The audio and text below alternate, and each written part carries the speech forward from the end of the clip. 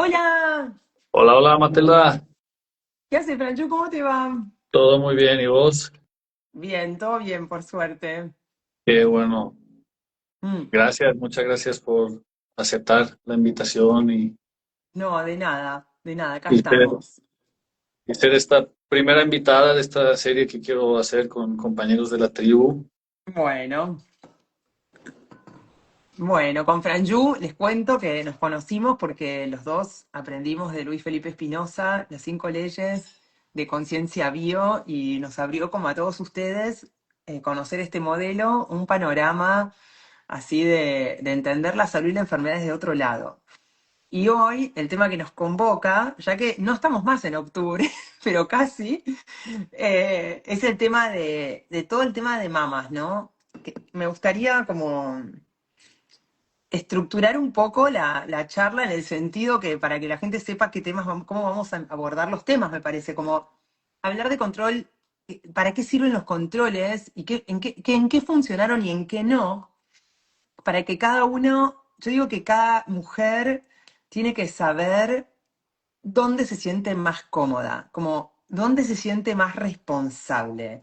Responsable sería como la capacidad de responder a algo, ¿no? Entonces, ¿en qué lugar, ya sea haciéndote o no haciéndote, vos te sentís más como en coherencia y empoderada, como esa palabra que medio está re como mal usada en algún punto o algo así, pero o fuerte, ya sea haciéndote o no haciéndotela. Pero para poder saber dónde te parás vos, si te haces o no te haces el estudio, hay que saber qué es el cáncer de mama, porque la medicina oficial te ofrece una prevención basada en el miedo a lo desconocido, en el miedo a la célula loca, a la célula que se esparrama, ¿no? Dicho así como por la medicina. Entonces pareciera que frente a un enemigo desconocido y tan poderoso, entre comillas, pareciera que cualquier cosa se justifica.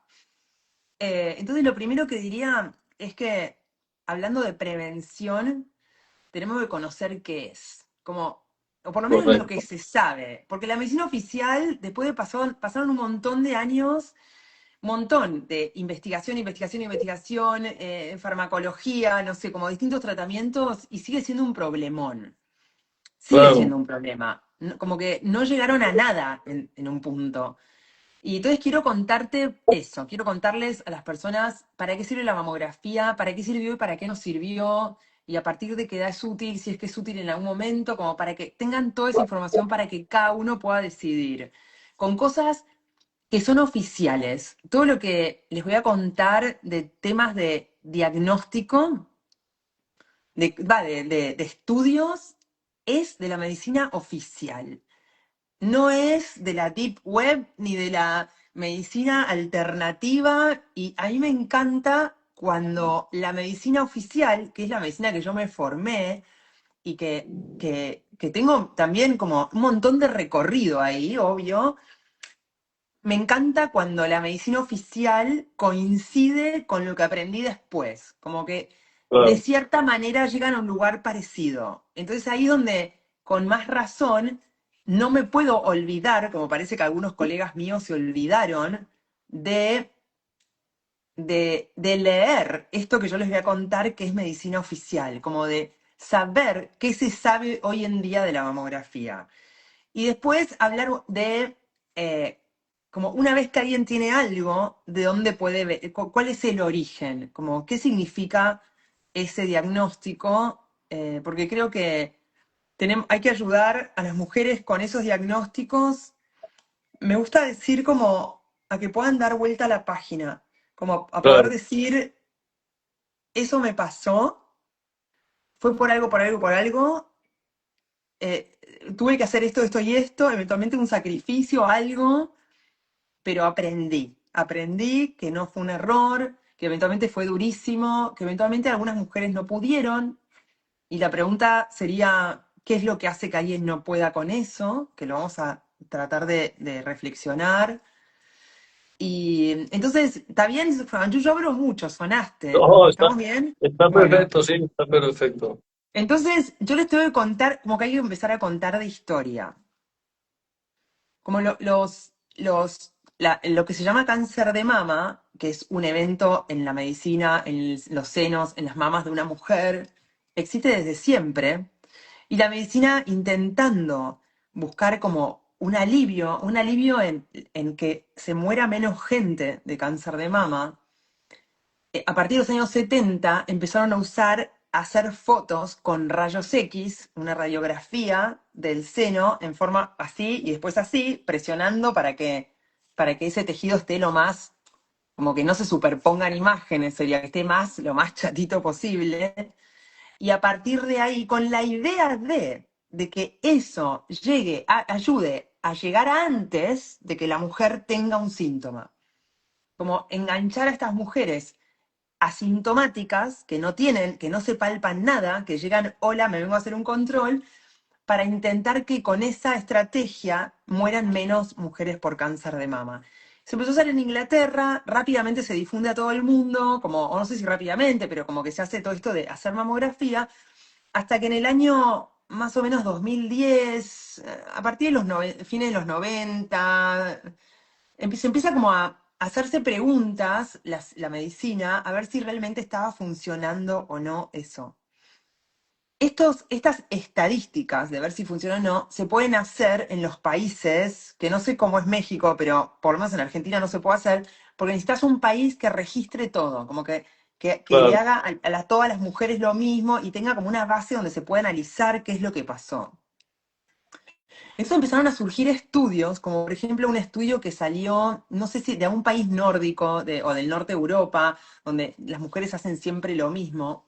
O sea, todas son llevadas. Ay, me suena el timbre, a ver, espera. Ah, los dejo ahí con la intriga. ¿Quién es? Bueno, lo que Matilda Ay, mirá que. ve a ver. Esperen que le tengo que abrir a mi hija que no tiene Ah, llaves. bueno, yo, Bánquenme, le dejo ahí. yo sigo, ok, gracias.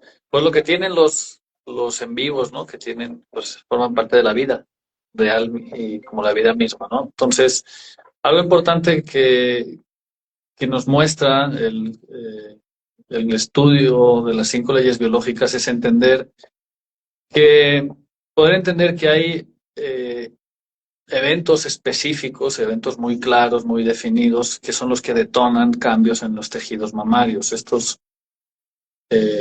eventos tienen que ver con lo que llamamos desde el modelo hameriano el nido, ¿no? Que es,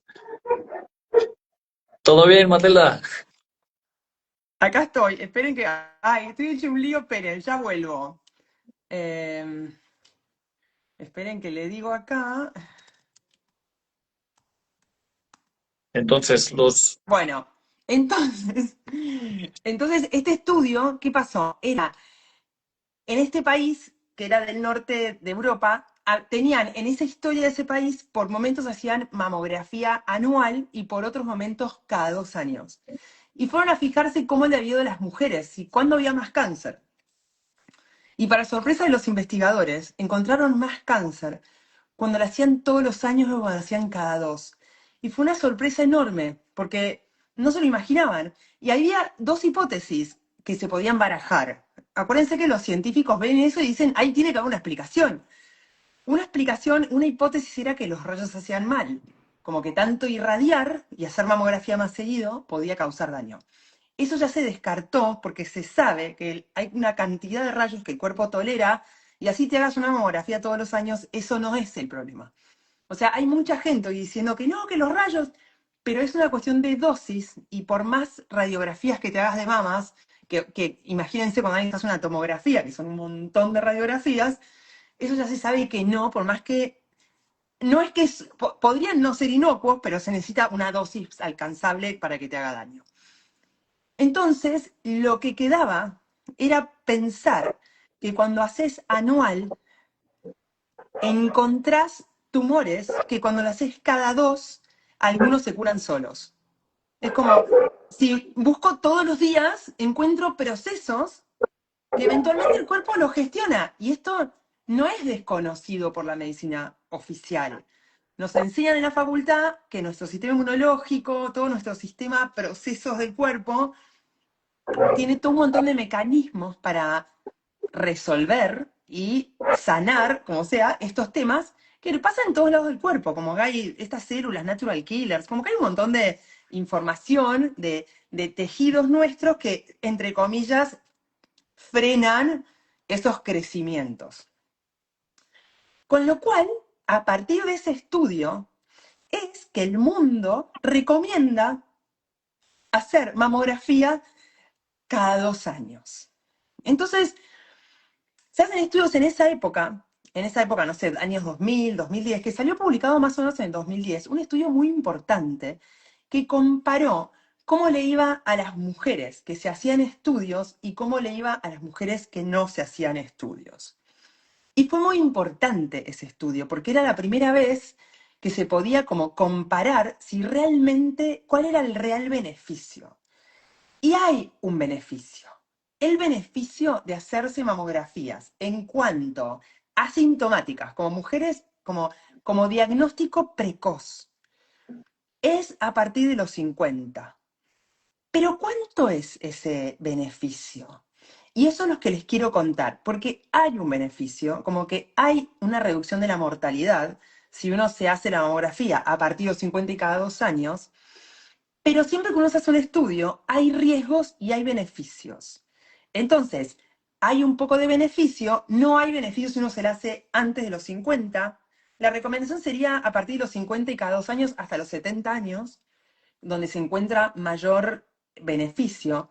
Y el beneficio es que de cada 1000 mujeres que se hacen un estudio cada 2 años, durante 10 años, en el grupo que sí se hace estudios, hay 24 personas diagnosticadas con cáncer de mama. De esas 1000 que se hacen estudios, estos son datos del 2014 más o menos, o un poquito antes.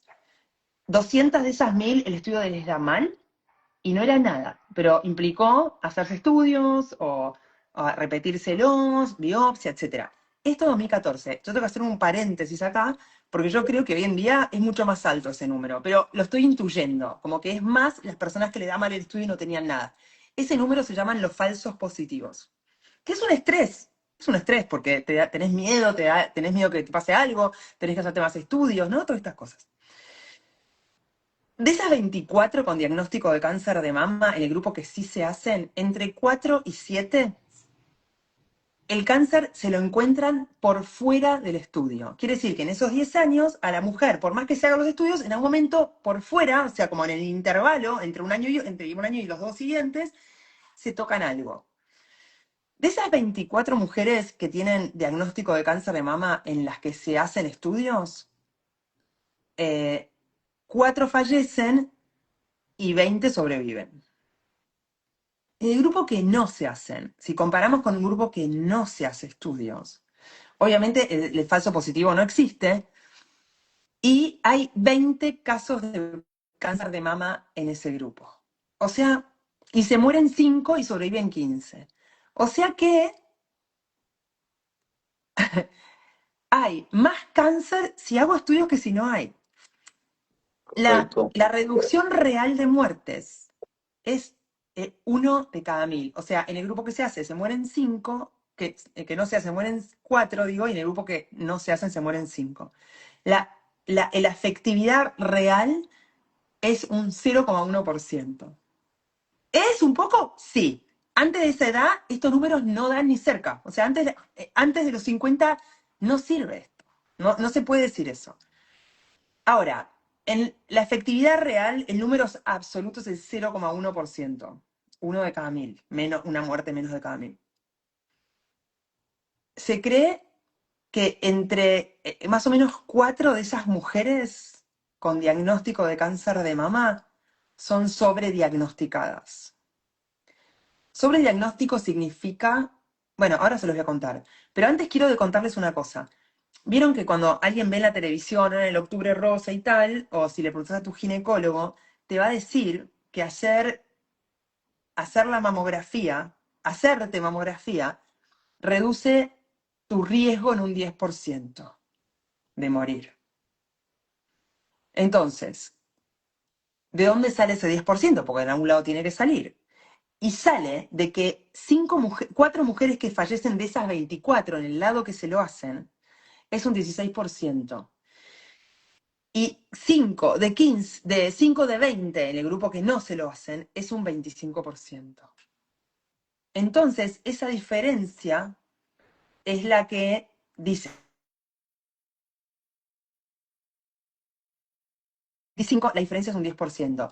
Pero ese 16%, a ver si me siguen, es matemática pura, va a ser más chiquito el porcentaje, menos que 16, cuanto más diagnóstico yo tengo.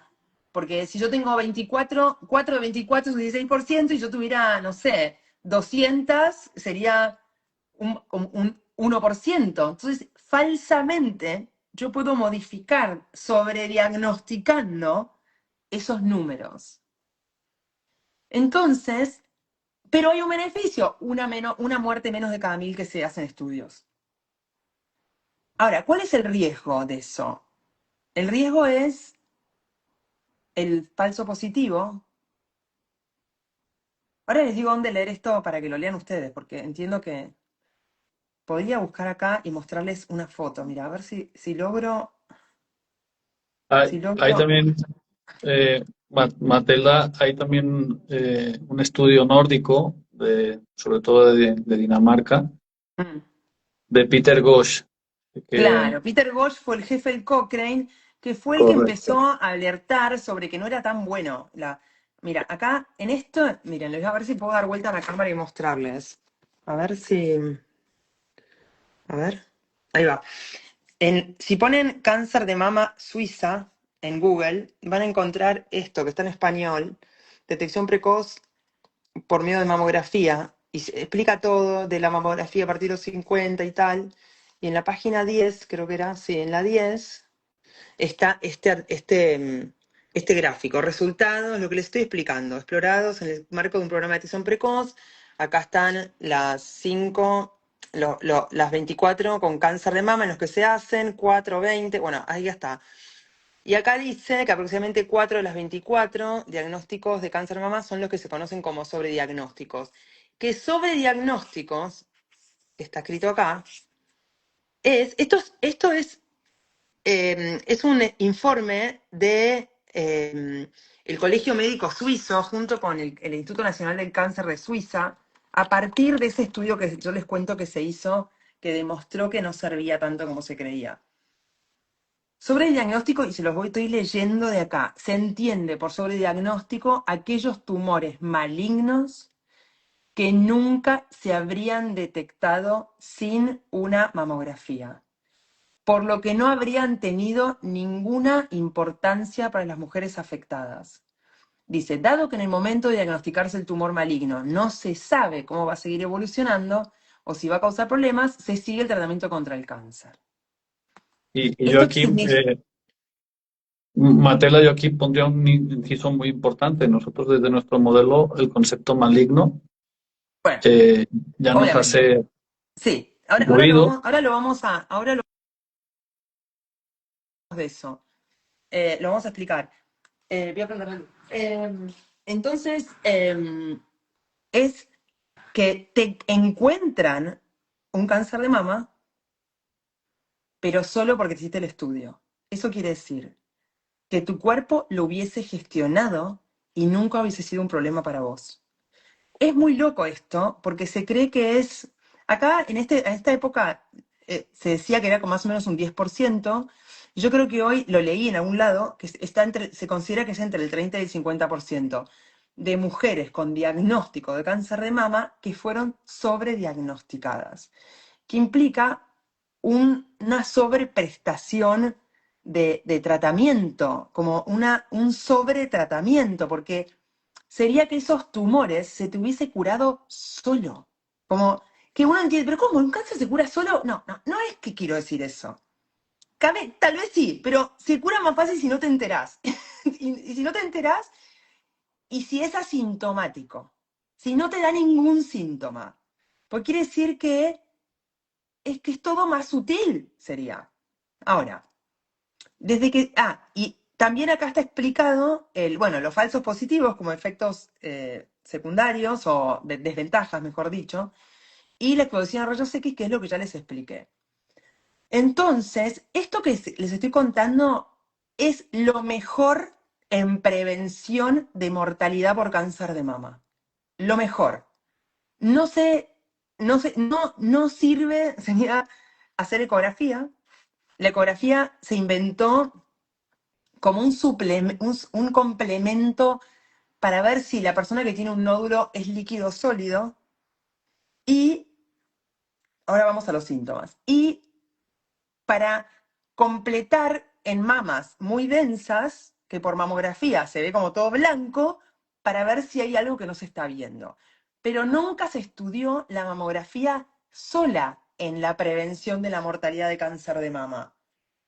Entonces, claro, bueno, sí, totalmente. Hay falsos positivos en un montón de cosas. En los test, en los análisis de sangre, en los test de PCR, en un montón hay falsos positivos y sobre diagnósticos también. Entonces, entonces, esta es entonces, en una mujer que es asintomática, quiere decir que se toca las mamas y no siente ningún cambio. Ahora vamos a ver cuáles son los cambios que nos deberían alertar. Tiene que saber a qué se expone si se lo hace y a qué se expone si no se lo hace y decidir si se lo hace o no se lo hace. Gracias, Clara, que pregunta sobre las microcalcificaciones. Y acá hay otro tema recontra loco e importante que está pasando en un montón de estudios médicos. Es que a partir que la tecnología médica fue simplificando la manera de hacer biopsias, se hacen más biopsias. Cuanto más biopsias se hacen de cosas muy chiquitas, la medicina puede disfrazar el éxito de los tratamientos porque te encuentra cosas muy chiquitas. Entonces, pareciera que operarse, las quimios, dan resultado porque te encontraron algo renil chiquito que igual se podía curar solo, sería. Y también hay que decir otra cosa. Cuando yo empecé a ser ginecóloga, le estoy hablando hace 25, casi 30 años atrás, no ha pasado tanto tiempo, no existía la posibilidad de hacer biopsias de cosas que no se palparan, en sentido, punción, mejor dicho. No se podía hacer una punción de unas microcalcificaciones. No se podía porque no estaba la tecnología para ir a pinchar algo que vos no sabías dónde estaba. Como que mirás la mama y decías, ¡ay, está por ahí! Y no podías ir a sacarlo. En el año 2000, más o menos, se desarrolla una tecnología que se llama Mamotom, que permite, a partir de cargar en una computadora las imágenes de la mamografía, dispara, por como la batalla naval del juego, por coordenadas, sabe exactamente dónde ir a sacar y se pueden hacer punciones de cositas muy chiquititas que no se palpan. Pero eso, lo único que hizo es hacer que haya más estudios, más biopsias. ¿Por qué?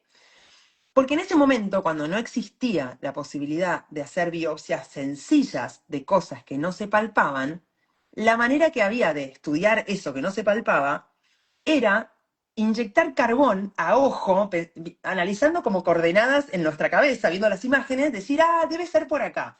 Inyectábamos carbón, calculando a qué distancia de la piel estaba, carbón en serio, como una jeringa.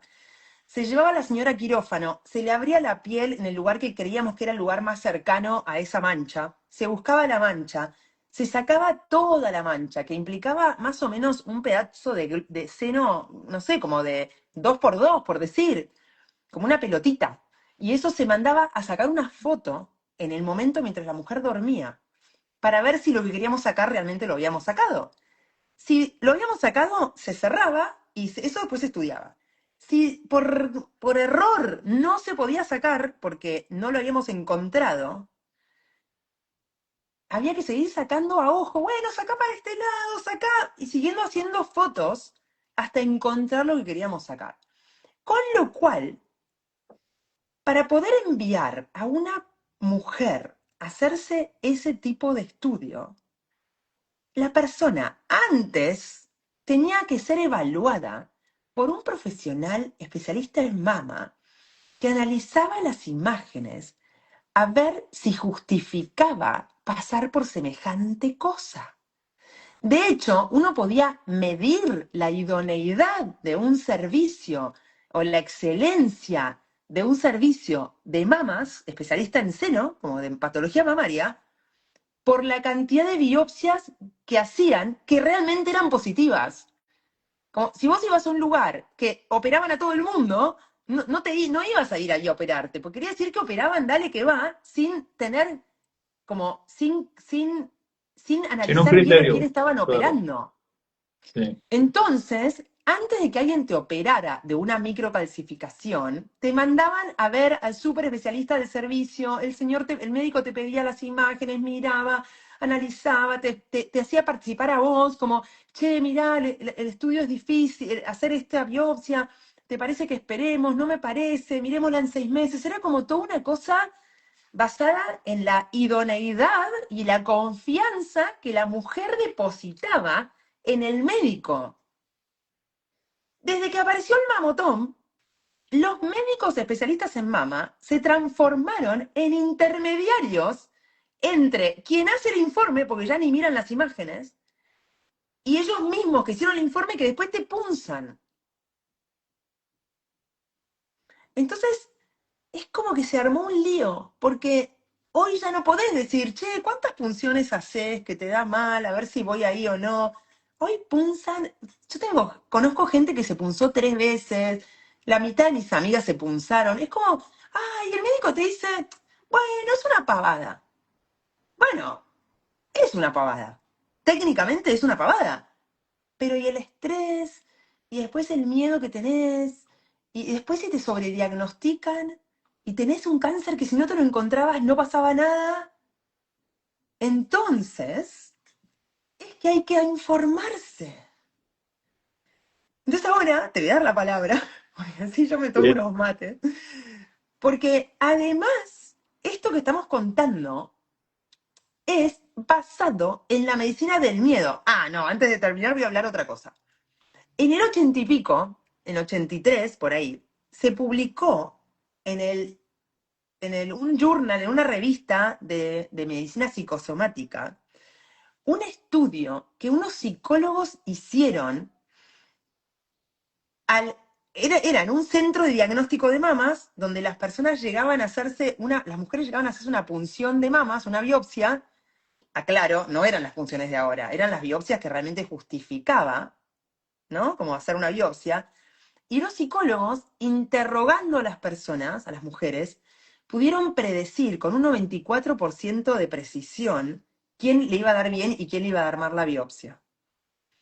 Y lo que encontraron que les permitió decir a esta mujer no le va a ir bien, y aclaro que no es para que los están escuchando les dé miedo, sino que es para que entiendan que el cáncer es otra cosa, es que encontraron que las mujeres que lo pudieron determinar en mujeres que tenían temas de comunicación y traumas en su crianza y con sus padres. Mujeres que reprimían la ira, reprimían emociones, sobre todo la ira. Mujeres que no habían cultivado las amistades y un grupo en la edad adulta, estaban solas. Y mujeres que lo habían dado todo compulsivamente por otros. O sea, esa es la verdadera prevención. Aprender a vivir mejor. Pero así todo, si te pasan esas cosas y eventualmente tu seno intenta ayudarte a sobrevivir porque te pasó algo, entonces en el mundo donde el cáncer y la célula maligna y loca en realidad es un programa de supervivencia, que ojo, que puede ser grave, pero que de loco no tiene nada, es donde podemos pararnos en un lugar mejor para poder decidir, además, si nos hacemos o si no nos hacemos. Entonces, antes de darte la palabra y que vos nos cuentes de la parte de patología del seno y las 5 leyes, quiero contar cuáles son los síntomas que te tienen que hacer ir a consultar. Mejor ir a contar con alguien idóneo y que sepa y que tenga otra mirada, pero eventualmente al que tengas cerca. Que te aparezca un nódulo, como que te toques un bulto en el seno, que te sangre el pezón, que tengas una herida en la piel que no se va. como que no es una herida ni por una picadura, como algo que queda y queda y queda. Que cambie algo en la piel, como que se haga como un pocito, como algo que parezca que la piel la tiran de adentro. Y que más, básicamente eso, como si a una mujer le pasa alguna de estas cosas, hay que consultar. Y ahí sí, eventualmente, se activa como como un caminito diagnóstico para ver en qué estás metida, que va a incluir lo emocional, lo psicológico, lo técnicamente médico, a ver en dónde estás parada. Bueno, ya está, me tomo unos mates. Ahora te dejo hablar a vos. Gracias, Mate. Sí, creo que es muy importante todos estos temas técnicos, la historia de por dónde vienen las mamografías, esta búsqueda de querer encontrar cambios en el organismo. Y yo creo que algo muy importante es desde qué, desde qué comprensión del cuerpo partimos, ¿no? Porque la medicina alópata parte de una visión catastrofista, tenemos palabras como la misma palabra cáncer.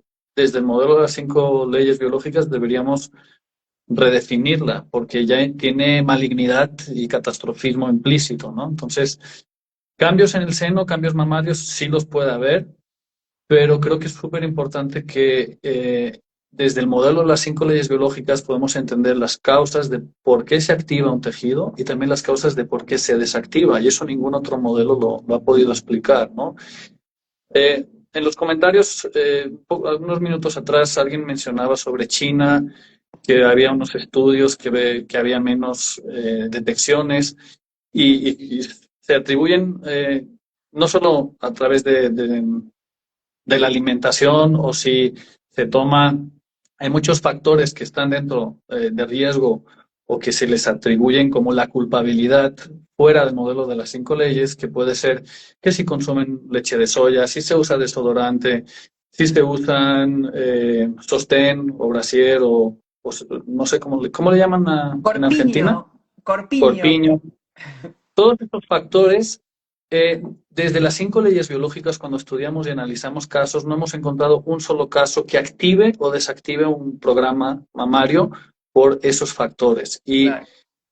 las 5 leyes biológicas nos permiten, son como una especie de colador, a través de cuando pasamos cierta información por este colador, sale más depurada la información que pasamos, ¿no? Y en este caso, cuando pasamos casos de mama a través del análisis exhaustivo, a través de hacer diagnóstico diferencial hameriano de mama, lo que ocurre es que encontramos que hay casos que son o de conducto o de glándula. Todos empiezan por ahí y luego pueden continuar o por otros, incorporando otros programas, otros tejidos, pero sobre todo tienen que ver con experiencias traumáticas. Me gusta más llamarlas traumáticas que emocionales, porque las emociones desde Hammer las entendemos, se tienen que explicar desde el sistema límbico, es otra cosa. Y lo que descubre el doctor Hammer es que son conflictos que tienen que ver con el nido, con las relaciones. La glándula mamaria tiene la función de amamantar y suelen abrirse 3 posibilidades cuando hay un caso de glándula mamaria. La primera de todas es preocupación por la integridad de un ser querido, de un hijo, de una pareja, de una mascota. Hay un aumento de función, crece un tejido y normalmente el crecimiento es lento, progresivo, no se detecta. Mencionar importante que estos son los menos detectados, porque hay, tanto desde Hammer como desde la medicina alópata, los más detectados son los de los ductales, hay una metáfora muy bonita para entender el conducto y la glándula. Un árbol está formado por un tronco, varias ramas y otras ramas más, ¿no? Y al extremo de esas ramas, las ramas de las ramas, luego están las hojas. Lo mismo ocurre con el pecho. Tenemos un tronco final último, que es el pezón, y luego se van ramificando de la misma manera que los bronquios y los bronquiolos. Y luego están los alveolos pulmonares, pues lo mismo. Hay como una especie de árbol ducto glandular, se le llama también en medicina árbol broncoalveolar. El organismo, la naturaleza replica estructuras. Entonces, en la glándula mamaria es donde se produce la leche, y cuando hay una mujer que tiene una preocupación por un ser querido, ya sea una mascota, puede activar el instinto maternal de querer nutrir, cuidar, amamantar. Y es un propósito, es un sentido que como humanos no lo vemos, porque vivimos ya de manera pues más alejada de la naturaleza. En estado natural hay especies que se lactan, ¿no?, entre diferentes especies. Se conoce también, no solo de manera natural, sino también en el mundo humano, a veces hay pues hembras de una especie que adoptan crías de otra. Hay videos un montón en redes de que unos tigres han sido amamantados y cuidados por una perra de un pastor grande, ¿no? Entonces, la necesidad de cuidar y proteger el vínculo, la empatía, el sentir una responsabilidad por un ser que está sufriendo cercano a mí y de la cual yo me siento responsable, puede activar la glándula mamaria. Esa es una. Las otras dos es, si yo percibo que mi entorno, mi nido, mi hogar está presentando características de vulnerabilidad, se le llama conflicto de nido o de hogar. Si mi casa está en una zona donde hay violencia muy fuerte afuera, o si la casa tiene algunas deficiencias estructurales, puedo activar un conflicto de nido que afecta a la glándula. Y el otro es la pelea. Hammer describe esas tres. A mí me ha tocado acompañar casos también y identificar de estos tres. Y la pelea a veces es difícil de entender, pero en la naturaleza, en condiciones biológicas, las peleas no suelen ser solamente verbales, no suelen ser unas palabras más, unas menos. Las peleas, lo podemos ver en documentales de animales, suelen ser por disputas en el territorio, por querer ser el macho dominante y tener preferencia sobre las hembras. Entonces las peleas suelen acabar mal a nivel biológico, y si acaban mal suele haber heridos, y las hembras que tienen vínculos afectivos con los que están en disputa, es biológicamente sensato que también reactiven la función de aumentar la producción de la glándula mamaria para tener más leche disponible. Estas tres situaciones evidencian que hay un tipo de estrés, un tipo de experiencias traumáticas que tienen que ver con el bienestar, ¿no? Es alguien herido o que está en una condición de vulnerabilidad en el espacio que nos contiene, o desarmonía, violencia. La violencia de género también puede activar la glándula mamaria, y estos son los tres de glándula. Esto es para la activación. Vamos a hablar de la desactivación. Cualquiera de estas tres condiciones, cuando mejora, cuando, por ejemplo, empieza a haber paz, cuando hay alguna situación, por ejemplo, cada una de estas tres tiene su propia activación y a su vez tiene su propia desactivación. Y lo que descubre el doctor Hammer es que la desactivación de estos tres, de cualquiera de estas tres causas, que las tres van a la glándula mamaria, detonan un proceso que se llama tuberculosis mamaria. Aunque no conozcamos mucho este término, las micobacterias que están en nuestro organismo degradan el tumor, degradan la bolita, tienen la capacidad de hacerlo de manera natural y espontánea, no por usar tratamientos como tal. Lo que descubre Hammer es que a nivel espontáneo nuestro organismo, el de los mamíferos, tiene la capacidad de activar el programa biológico, el programa especial de supervivencia, cuando es necesario, cuando hay una situación de estrés. Y también, si esa situación disminuye, puede activar o iniciar o desencadenar la fase restaurativa. La fase restaurativa de la glándula mamaria está acompañada normalmente de sudores nocturnos, de bochorno también, se suda mucho, se pueden cambiar las mujeres el pijama varias veces en una misma noche. Y esa es una corroboración de que se entró en solución, y esa solución no la desencadena un tratamiento ni oficial ni alternativo. Lo importante que descubre Hammer también, y estamos haciendo literatura al respecto, hay un concepto que queremos empezar a posicionar en el modelo, que es que las 5 leyes biológicas son un modelo metateórico. ¿Por qué es metateórico? Porque nos permite entender tanto estos mecanismos funcionan en mamíferos, o sea, en cabras, en vacas, Y la activación como la desactivación no suele ser producto de si utilizo un tratamiento oficial o alternativo, porque lo que descubre el doctor Hammer es que no es un problema, no es una enfermedad. La palabra cáncer deberíamos dejar de utilizarla y porque nos posiciona en una manera de pensar que, que el síntoma es el problema o que el hallazgo es el problema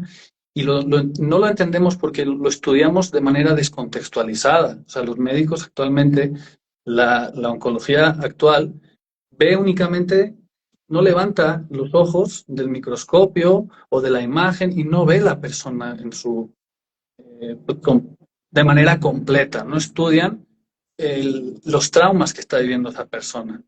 Y el manejo de los traumas es algo que casi ningún modelo lo pone en el centro cuando estamos pensando en mama. En ese mismo sentido, Martela, quisiera compartir también las tres variantes del conducto. Hammer le llama la palabra clave es separación, porque la hembra, y esto lo pueden activar hombres como mujeres, es más común en mujeres, porque tiene que ver con el cuidado del nido, el cuidado de los integrantes, mantener la familia unida. Todo esto es algo más femenino que masculino. También los hombres pueden ser femeninos, cuidadores. Hay familias que tienen los roles invertidos y así es la vida y la biología. Entonces, los programas ductales, lo que les ocurre es que en fase de estrés se disminuye lo que es la íntima es el centro, el núcleo del conducto, se activa por situaciones de separación que hacen, que generan una microúlcera dentro de lo que es el conducto, es como si fuera un tubito, es un tubo, como si fuera un tubo por el que circula la leche, aunque no estemos los humanos no están, las mujeres humanas de hoy en día no están lactando como deberían, porque si nos vamos varias generaciones atrás, nuestros abuelos tenían, ¿cuántos hermanos tenían? 8, 10, 12. En la naturaleza las hembras están acostumbradas a estar procreando constantemente. Nosotros ya, nuestra manera de vivir está desnaturalizada. Hay que pensar cuando vemos procesos de mama más en la manera biológica y no la manera humana. Entonces, para entenderlo. Entonces, voy a compartir un poco sobre los otros tres que son de conducto. Hammer descubre, ¿no?, que hay el primero, que es fácil de entender, es cuando tengo una separación que me duele. Hay como dos polos en la separación que es quiero estar en contacto con una persona, quiero estar cerca, es una separación que puede ser de pareja, de hijos. De hecho, en psicología se conoce mucho el término de nido vacío. Nido vacío hace referencia a los padres cuando los hijos están ya en una edad grande y vuelan del nido, a quienes sufren ese destete son los padres. El destete anterior, el primario, pues es de soltar a la cría, ¿no? Entonces, ese destete lo sufre más bien la cría, que quiere seguir manteniendo la lactancia, vive el conflicto de separación porque no quiere mantener ese vínculo. Entonces, un conflicto de separación se puede mantener desde el quiero mantener esta relación y esta relación se rompe, cambia y cambia en una dirección en la que no me gusta y no es la que yo deseo. Entonces se produce un conflicto de separación. El opuesto es el de rechazo. Y el de rechazo es la madre cuando ya está cansada, cuando quiere interrumpir la lactancia, cuando ya siente que la cría ya es suficientemente grande. Hay vacas, por ejemplo, que a veces amamantan a una primera generación y todavía tienen becerros de una segunda generación más grandes y les dan eventualmente un poquito también a esos ya más grandes y llega un momento que tienen que luchar para quitarse al becerro grande de encima, ya sea de la primera o de la segunda camada. En estos momentos, la madre puede vivir también un conflicto de separación que es el opuesto, que es el de rechazo. Ya me cansé de esta relación. Hay mujeres, por ejemplo, que pueden vivirlo cuando tienen al hijo de 40 años viviendo en casa, que no está haciendo su vida, que ya se está haciendo más pesado y que no está agarrando la vida así como debería. Hay madres que pueden tener este conflicto en fase activa. Todas estas explicaciones están en fase de estrés y no hay síntoma en el conducto en fase de estrés. La otra causa es la muerte. Una muerte, una defunción puede generar también la manera en cómo se genera y se vive el duelo, qué tan profundo, qué tan doloroso es, también puede activar el conducto. Y cualquiera de estas tres situaciones que son las que afectan el conducto, cuando se empiezan a solucionar, cuando la persona, y repito de nuevo, no por una intervención de un modelo A, B o C, alópata o no alópata, sino a través de cómo evoluciona la experiencia traumática, el propio organismo desencadena la fase restaurativa. En estos tejidos, el conducto y el pezón están conectados a la epidermis, provienen de la epidermis es ectodérmica y tiene sensibilidad externa. ¿Qué significa esto? Significa que duele y molesta y da pinchazos y sensaciones, hipersensibilidad en la fase restaurativa. Hay mujeres que tienen pinchazos, hay mujeres que empiezan a sentir como algunos tirones, descargas eléctricas o eh, como sensaciones así un poco, a veces son difíciles de describir, pero una sensibilidad que antes no estaba, ¿no? Entonces, ese es el momento y esa es la señal de que el conducto se está restaurando. No es un problema, no es...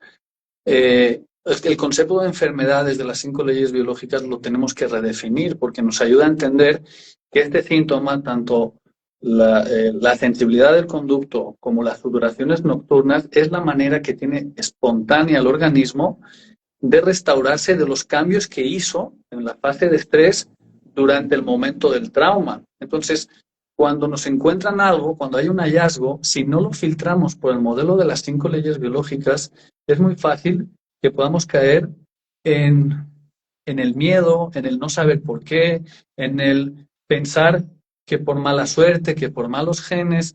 Hay muchas explicaciones alópatas que ninguna llega a entender ni a explicar por qué el conducto y no la glándula, por qué en este mismo momento y no dentro de 3 años más o 3 años menos. Si podemos poner en contexto, si la persona puede entender que por qué es de glándula o por qué es de conducto, lo que sea que se encuentra y el momento en el que aparece cada síntoma, cada caso es una nueva corroboración de que no estamos ante un modelo que a veces funciona y que a algunas mujeres les funciona y a otros no. Cuando la mujer puede poner en contexto que si le arde el conducto, se está recuperando de una separación dolorosa, por fin pudo poner distancia de alguien que quería quitarse de encima, está acomodando mejor un duelo que tenía atorado. Estas preguntas que son muy claves y son muy directas son los que nos pueden ayudar a que la persona entienda que el síntoma no viene de la nada, que el síntoma no es un error y que el síntoma está conectado con mi biografía, con mi vida, con mi experiencia traumática. Y no solo eso, también hay una lateralidad que podemos saber que hay un pecho que es materno-filial, no vamos a explicar ahora muy bien, y estos zurdos está en la literatura, es muy fácil de encontrar, pero hay un pecho que es materno-filial y otro pecho que es para los compañeros, para los que tienen igual jerarquía. El materno-filial es de relaciones asimétricas. Puede ser porque las relaciones asimétricas implican un tipo de interacción diferente. Cuando tanto los que están muy arriba, los ancianos o adultos mayores, son casi también, requieren de necesidades y cuidados más y especiales o diferentes, o de la misma manera casi o muy parecida a la de los niños, niñas, mascotas. Y los de igual jerarquía aterrizan, caen sobre el otro lado, el lado de los compañeros, de los iguales, de los que tienen una misma jerarquía y con los que yo puedo compartir roles y estamos al mismo nivel y ni yo dependo mucho de ellos ni ellos de mí, o sea, los que están al mismo nivel, que puede ser la pareja, hermanos, hermanas, y todos estos cambios siempre son con personas muy allegadas, con personas que forman parte de mi nido.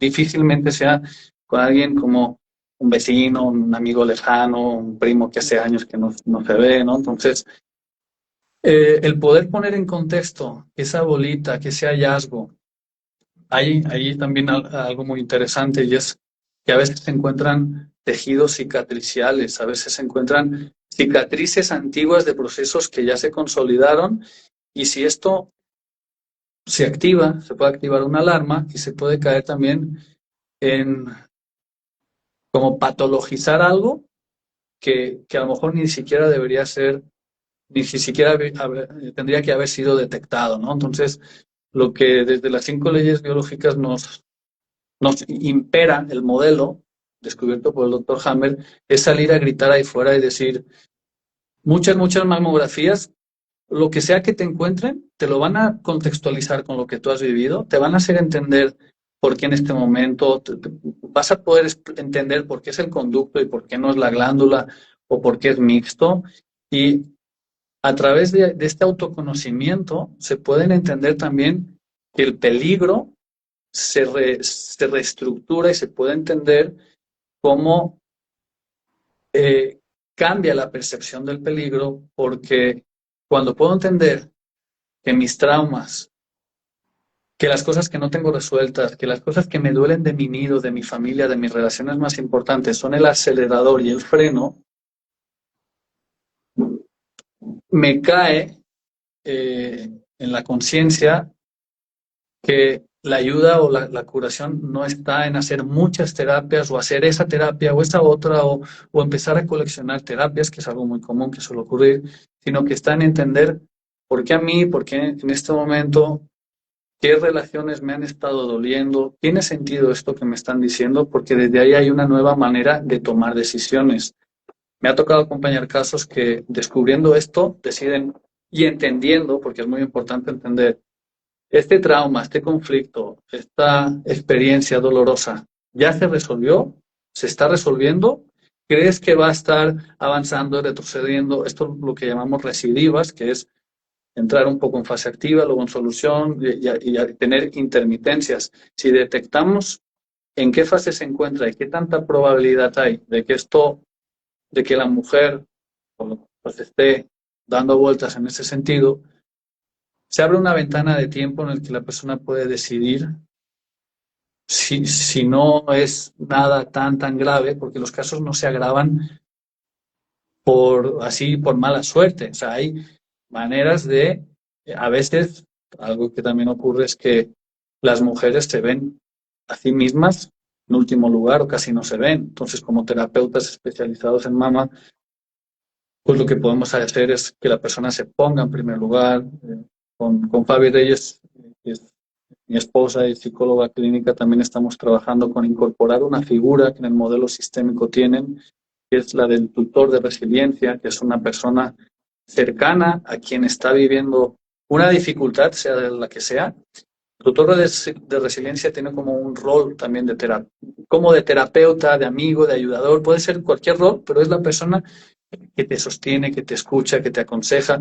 Y en casos donde hay diagnósticos o procesos mamarios en curso, es muy importante invitar también a la terapia, a la sesión, a entender, a empaparse de estos conceptos al tutor de resiliencia. Es muy importante también porque a veces la mujer que lo vive en primera persona activa áreas frontales, se queda sin saber qué hacer, se bloquea y a través de una comprensión y un apoyo como más que no solo sea la persona que lo vive, se pueden elaborar estrategias para tomar decisiones para que la persona haga lo que sienta que es mejor para ella, ¿no?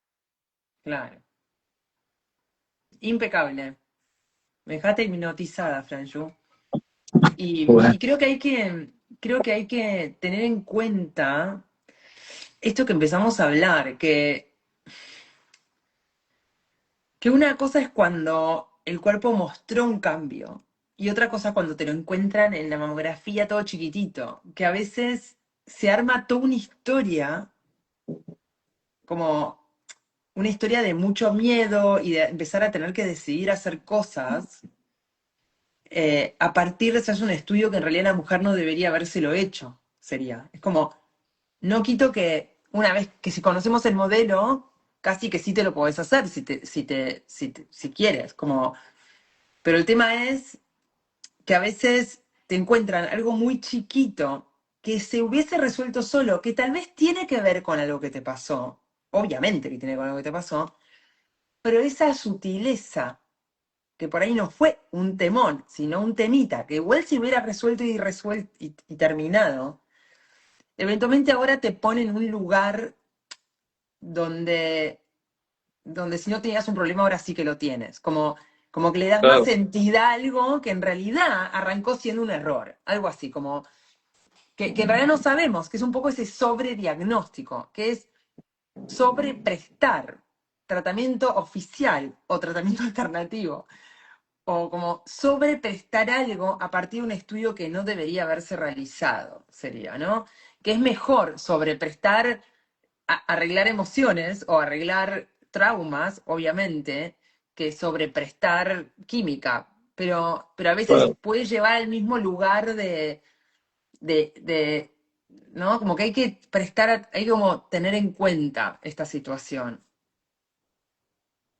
Sí, y en ese mismo sentido, los diagnósticos habría que preguntar, bueno, ¿y qué utilidad tienen? Porque más que encontrar o no, lo más importante no es tanto si se encuentra o no, es desde qué modelo luego yo me interpretan o yo mismo, o yo misma, si Claro, soy mujer, interpreto lo que me dicen que han encontrado.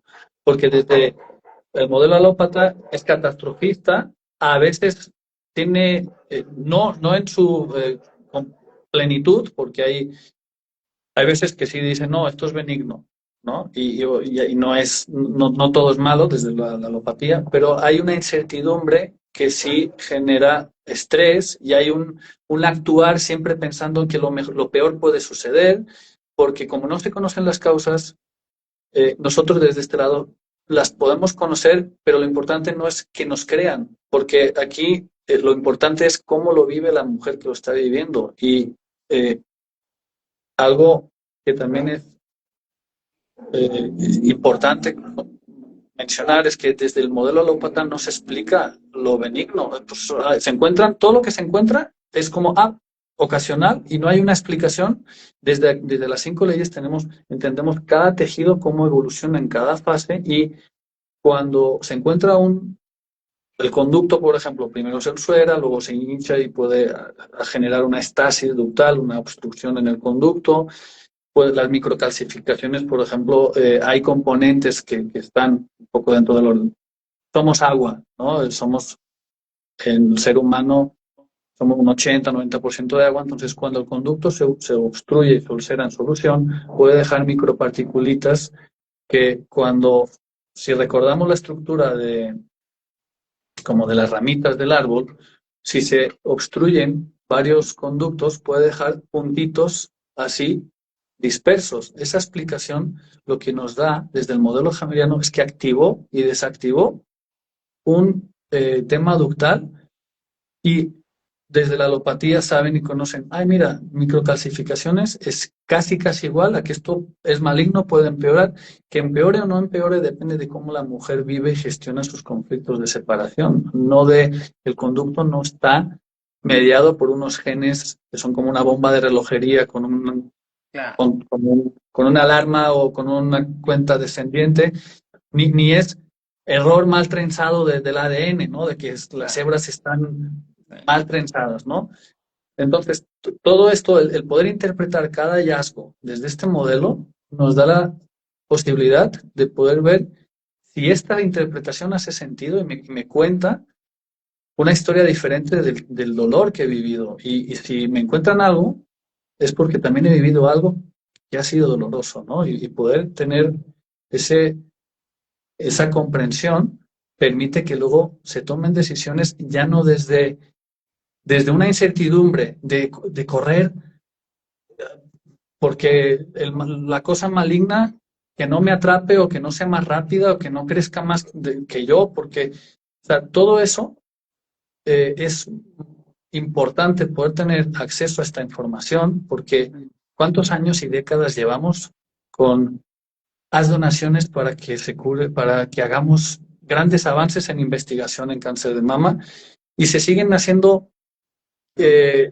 investigación y financiación y descubren nuevas terapias y todas siguen apuntando a que lo que sea que se encuentra es maligno, hay que matarlo, hay que radiarlo, hay que atacarlo y ninguna abre una nueva comprensión, ninguna permite entender estas cosas, por qué a mí, por qué en este momento, por qué en este pecho, por qué en el conducto, por qué en la glándula. Entonces, algo que quisiera también compartir, agradecer a Mayu, que nos está acompañando también en este momento en el chat. No sé si quisiera compartir también que vamos a tener a finales de noviembre la 17ª edición del Seminario Específico de Seno. Este año, en 2025, cumplo 10 años de Wow. acompañar procesos mamarios desde las 5 leyes biológicas y vamos a tener también una clase magistral gratuita que si se quieren inscribir pueden encontrar el enlace en mi perfil de tanto de Seno 5LB como de Fran Serra 5LB. Será una clase magistral que va a ser el sábado 15 de noviembre y pensamos que es necesario contar un poco más esta historia porque en octubre se cuenta mucho de que detectar es prevenir y de que hacen muchos estudios para, bueno, no muchos, o sea, hazte cada cierto tiempo para detectarlo a tiempo y todas las campañas que hay en octubre, ninguna ayuda a entender la parte biológica y esta parte biológica nos ayuda también a entender en las mascotas, en los animales, cómo lo mismo, no es tanto por estar expuestos a sustancias indebidas o tóxicas, porque tampoco hay una explicación. O sea, hay desde el modelo alópata, cualquier explicación es válida porque cualquiera, pues, es verdad o es mentira hasta que se demuestre lo contrario. Y no hay una explicación nunca de una ruta metabólica, de un por qué, si como si uso un desodorante. O sea, hay explicaciones muy rocambolescas que no te llegan a explicar por qué el conducto, por qué la glándula, o sea, todos estos detalles que son muy adaptados a la persona y que en cada caso pueden ser estudiados, comprendidos y analizados. Otros modelos que son catastrofistas y que es, tengo esta enfermedad por causas de que están por ahí y que chocan contra mi cuerpo, que mi cuerpo se estropea por aquí o por allá o responde. Y todo esto no nos explica la variación de los síntomas, la intensidad de los síntomas, la lateralidad. Hay muchas, cuando comparamos modelos, y es que lo hacemos, podemos ver que hay un gran vacío de respuesta en muchas causas que son consideradas como factores comunes, perdón, factores comunes, no, factores de riesgo. Y desde las 5 leyes biológicas tenemos explicaciones mucho más completas, mucho más con más variables coinciden y lo más importante, coinciden con la biografía de la persona. Te agradezco mucho, Matilda, el espacio. Gracias, Franju. No, Gracias a vos. un montón. Hace falta esto que estamos haciendo, como entender bien por qué nos pasan las cosas, no caer en el miedo, hacerle caso a nuestro instinto, buscar ayuda, sentirnos acompañados. Y así como vos dijiste el porqué del origen, ¿no? Cuando hablaste de glándula y de conductos, si vamos a ese estudio que hicieron 80 y pico los psicólogos para ver quién tenía, era el mismo idioma. Claro, Traumas, dar la vida por los demás, como esto de proteger, querer nutrir a medio planeta. Es como la medicina, la medicina oficial, que yo digo que al especialista médico súper especializado, casi diría que es difícil pedirle como peras al olmo. Está formado en la cosa técnica, en saber hacer bien la cirugía, no sé qué, y está bien que la sepa hacer bien, pero hay toda una parte como abandonada del origen, esto que decimos como que intentan, cuando la medicina intenta encontrar el origen de algo, lo hace pensando en encontrar la droga que bloquee un proceso Y y solo viendo a cree, nivel micro y no viendo a la persona, solo y viendo, cree y confunden como el, el cómo alguien tiene un crecimiento, que eventualmente hay procesos claro, metabólicos, con el por qué. Es como, no es lo mismo el cómo alguien tiene una enfermedad que se inflama acá o allá o lo que sea, que decir que esa es la causa. Entonces, la causa la tiene que buscar cada persona que tiene algún síntoma, tendría como la responsabilidad por habitar ese cuerpo, de saber de qué nos habla el cuerpo, de qué nos está diciendo, de estar respondiendo a qué. Porque si nos quedamos con el cuerpo está loco y tus células te quieren destruir y eliminar del planeta, es un lugar muy debilitante. Más allá que hay gente que en ese sistema, así súper debilitador, encuentran, de acuerdo a su creencia, como las herramientas de ahí, que tampoco tenemos que ir a pinchar, como desinflarle los salvavidas a la gente que está agarrada a algo, porque en el claro. fondo cada uno se va a curar, ¿no?